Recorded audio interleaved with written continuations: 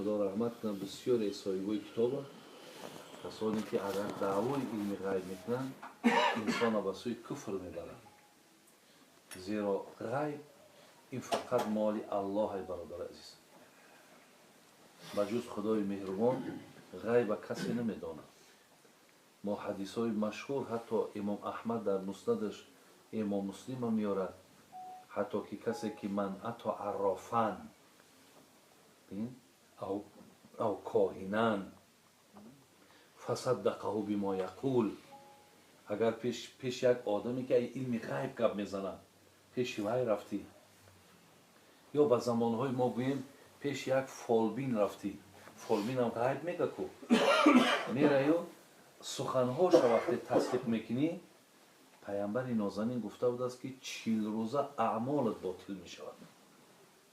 برادر عزیز، 40 روز اعمالی که انجام دادی، 40 روزه نمازت، در حدیث نماز اومد، 40 روزه نمازهات همه برادر عزیز باطل میشوند، از ثواب چیزی باقی نمیمونه. وقتی که از همه گوییم که عبادتی که بسیار پیشگاه الله مهربان در افضل ترین عبادت نماز باشد، وقتی با پیش یک آدم غیبگو را تصدیق کردن که نماز از بین رود، پس باقی اعمال هم برادر عزیز دیگر پیشگاه خدا در هیچ ارزشی ندارد. از این لحاظ این بعضی سفسطه ها را باورم کردن برادر عزیز جای دیگر شرح توضیحش نیست. حتی در قرآن در سوره سبا دیده بودم که حتی جن ها هم غیب نمیدانند، که جو مثال به عالم اینس، عالم جن هم نمیدانست غیب، که از قصه وفات حضرت سلیمان میاره در سوره سبا. میگه تا زمانی که همون عصاش زیرش میگه کرمه ها اگر نمیخوردند و عصا مقصد به قوت چید، و وقتی عصا که به قوت چید حضرت سلیمان در بار همون که ایستادگی بود جانش خدا گرفته بود. میگه وقتی که زیر همون را کافت و کرمه و خوردن، عصا که در زمین زد، حضرت در زمین افتیدن، بعد فهمیدن که حضرت سلیمان از دنیا گذشته. یا اگر از حالت تهمتی که مادرمان عایشه را کرده بودن، 1 ماه دراز پیامبر نازنین خانه عایشه نرفت کو، باور کرد کو.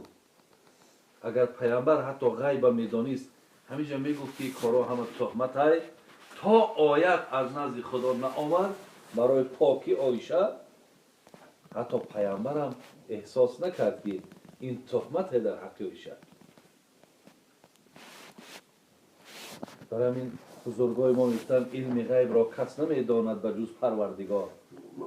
هر کی میگوید که میدانم از او باور مدار، مصطفی هرگز نگوید تا نگوید جبرائیل، جبرائیل هرگز نگوید تا نگوید کردگار.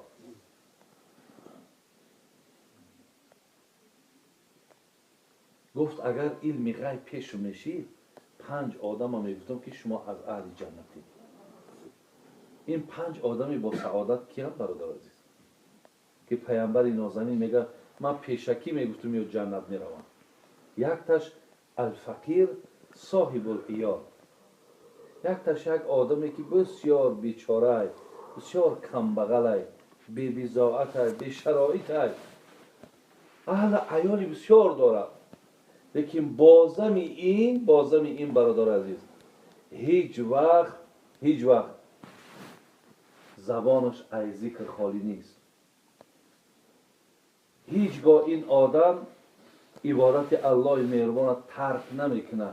بازم همون که اگر چنده که فقر دامنش گرفت. این مردمی که در جنت می در آمدن همه مسکین ها بودن. الفقراء یدخلون الجنت قبل الاغنیاء ب500 سنه. حتی رسول الله میگه فقرا، فقیرهایی که نمی‌مثل این فقیری که با همین قدر اهل عیال هیچگاه دست به کار بی‌معنی و بیهوده و حرام دست دراز نمیکنه، با فقر بدگیش قناعت داره، راضیگی داره. میگه دیدم با 500 سال پیش از آدمای ثروتمند داخل جنت میشود.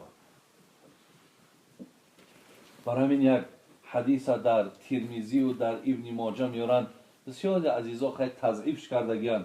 میگه پیامبر دعا کرد اللهم احیینی مسکینا و امیتنی مسکینا و احشرنی فی زمرة المساکین. خدایا برای من حیات مسکینانه بده و خدایا مرگ مرا هم مسکینانه بگردان و روز قیامت هم بین مسکینه ها مرا محشور بگردان. خوش به حال فقیری که برادران عزیز همه از جانب خدا میبینن. خواجه حافظ میگو گر رنج پیش آید و گر راحت حکیم نسبت مکن به غیر که اینها خدا کند.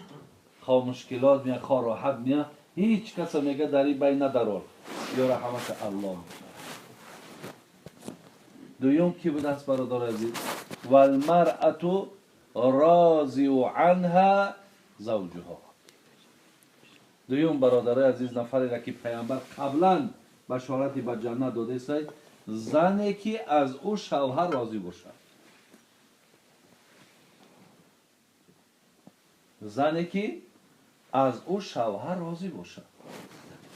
برادر عزیز این تعلیمات دین مانه، این فرموده خدا و رسول است که باید زن چنان حیاتی را، چنان رفتاری را انجام دهد که مرد از او باید راضی باشد. دعای نیک مرد که برادر عزیز باید زن بگیرد.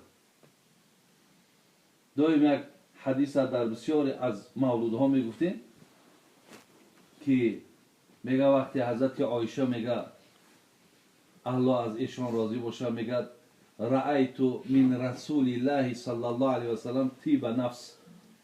حضرت که مسئولیتش بسیار بود، میگه دائم میگه مقصد همین غمش و دردش بسیار بود. یک روز میگه در چهرهش آسودگی را دیدم، راحت دیدم، یک وقتی خوش دیدم، میگه همین در حال میگه از همه حالت استفاده کردم.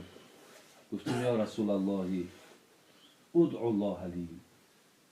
گفتم ای پیامبر نازنین الله را دعا کن در حق من. میگه وقتی که سخنم از پیامبر گفتم که در حقم دعا کن، میگه در حال میگه دستش بر اللهم اغفر لعایشه ما تقدم من ذنبها و ما تأخر. میگه دستش برداشت و گفت خدایا هر خطا و سهو کمبودی که همین عایشه کرده است خدایا ببخشش، خدایا مغفرتش کن. ما در دوام همین صحبت داریم میگفتیم که برادرای عزیز همین روزا که ما هم همین آدم همین عصریم، ما هم آدم همین تاجیکستانیم، لیکن دیلم دا یا که ذهنم دا باورم نمیاد که زنهای باشد امروز در جامعه ما که مرده کبگه مرده که در حق میاد دعا که هزار پرابلم های خودش ماندگی هم پرابلم هاش حل میکنه که پروای اهمیتی با دعای مردک داره.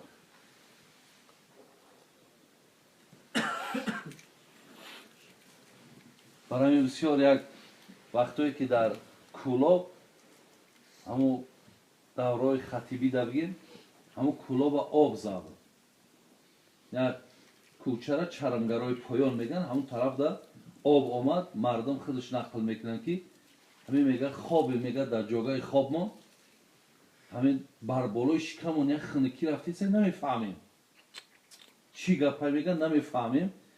همین یک دم میگه همین نگاه میکنیم که با بالامون آب رفتیسته، بالامون قطعی آب رفتیسته، مقصد درک نیفتیستیم. خدای مهربان که از آفتاش نگاه بداره. و یک حدیث خوانده بودم که میگه من اصبح آمنا فی سربی معافا فی جسدی عنده قوت یومی فکأنما حیزت له دنیا بحذافیرها. پیامبر گفته است که وقتی سحر میخیزین که خانه‌کاتون مقصد در حالت خوبه، قومکاتون فرزندکاتون هم یگان درد آفت بالاشون نآمده. خواب خدک تا نگاه میکنی که شکر زبانت گویا های، گوشکات شنوا های، قدم دستکات همه کار کردیسه. خانه دا میپرسی که یگان چی دارین؟ میگه امروزش هست. پیامبر گو اگر همی سه چیز گاف گرفتی، خانه در حالت تینجی و آرامی، یعنی نه آوش زای، نه سوخت است، نه چپشید، بعد از آن سلامتی تا دیدی خوب، بعد از آن دیدی یک روزه در خانه خوراک هست، پیامبر چی گفت؟ فکأنما حیزت له دنیا بحذافیرها. همین دنیا چیزی داشت را دادش. همین قد چیز داره گفت دنیا، همین را تر دادگیه. مردکا میگه یکی از اون مردها بعد پیش ما آمد روزی جمعه بود، من را بعد در جمعه برآمد کردم. گفت بسیاری از زنی خوب داشتم، بسیار زنی خوب داشتم. گفت وقتی آب زد گفت این کودکان گفت در دیگر خانه، ما در این خانه قطعی آیده ما. این زن گفت دوی طرف هم کودکا را که مقصد کودکا را ببینم. وقتی او رفت گفت بیرون برآمدیم که دیگر تا چند آب سیرتر شد و دیگر امکان پیش زن رفتن نداشتم. یکی زن بسیار در یک جای خطرناک بود، ما در یک جای با بهبود بودم. میگه همون دور همین مردک میگه کودککاش در پیش شد. میگم یک طرفی ما گفت که مردک که مقصد معلومه که حضرت ما چی میشم، مرا ببخش، یگان کمبودی کرده باشم مرا ببخش. این همین قدر چیزا میگه صدا شو بود میگه با همین قدر گپشا میگه شنیدم. دیگر همین گپ میگه تا حاضر مرا دقت میته. بسیار زنی خوب بود.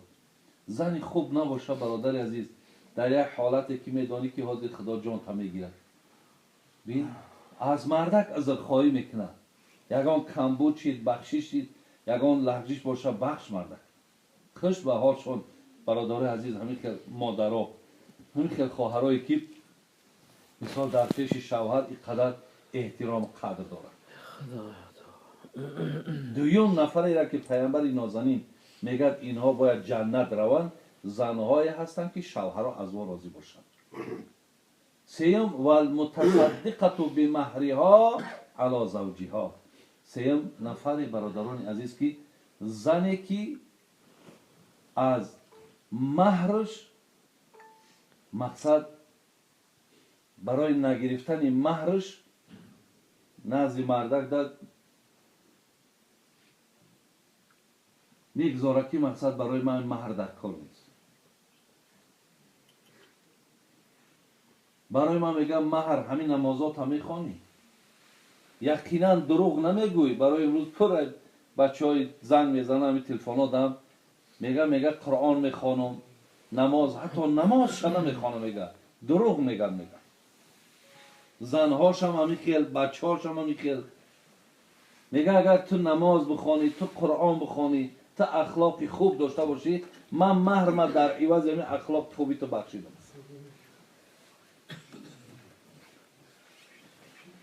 یعنی در عوض همین من مهر بخشیدم. یک روز یک مقاله خواندم در همین یک برنامه ده، میگه در شهر ایوردانیا یک مرد میگه با یک زن هر دوش در مدینستود میخونده و یک دیگر در بسیار معقول کردن. بعد بچه پیش پدر دختر میاد، میگه دختر شما ما در معقوله میخوام که امروز خواستگاری کنم. برادرای عزیز، پدر همین دختر برای همین جوان میگه یک وظیفه گذاشت. گفت دادر عزیز، همین دختری من اگر تو در معقول باشد، مهر همین برای تو گفته است، از روی انصاف گفته است 100,000 بار با پیامبر نازنین صلوات بفرست، چند روزی را که بود میکنی بیا من نکاح کرده دختر ما میتوند. همین 100,000 بار به نام پیامبر من صلوات بفرست. مهر دختری ما گفت همین. چقدر محبت ها است، چقدر میل ها هست برادر عزیز. چهارم نفری را که پیامبر گرامی گفت که اینها در جنتند، گفتند و رضا عنه ابواه، نفری که پدر و مادر از او راضی باشند. هر نفری را که اگر پدر و مادرش از او راضی باشه برادر عزیز، این کس هم پیامبر نازنین گفتن در جنت است. اینم در جنت است. اکو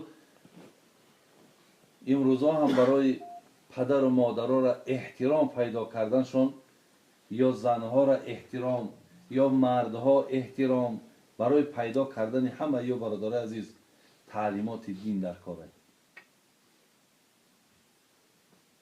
در قلبها حکومت ایمانی باید باشه، فکر آخرت چه داشته باشه، مسلمان بودنش احساس کنه. انشالله همه این چیزایی را که ما گفتیم اینا همش حل خودش میوه. چهارم چیزی را که پیامبر نازنین گفته نفرهایی که پدر و مادر از اونا راضی باشه.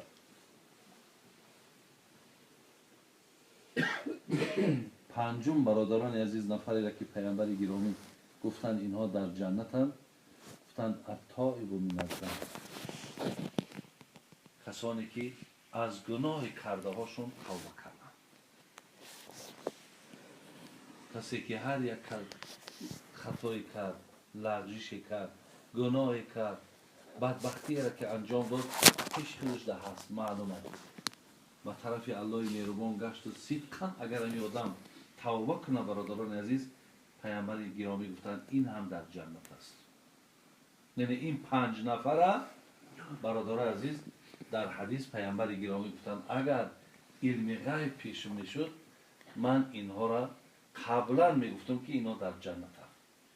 لیکن انشاءالله این 5 چیزی را که ما دارم حقیقتا اگر هر کسی از کدام طایفه همین باشد، با ده ها حدیث های دیگر، با ده ها آیت های دیگر مقایسه کردن امکان دارد که اینها عمل های اهل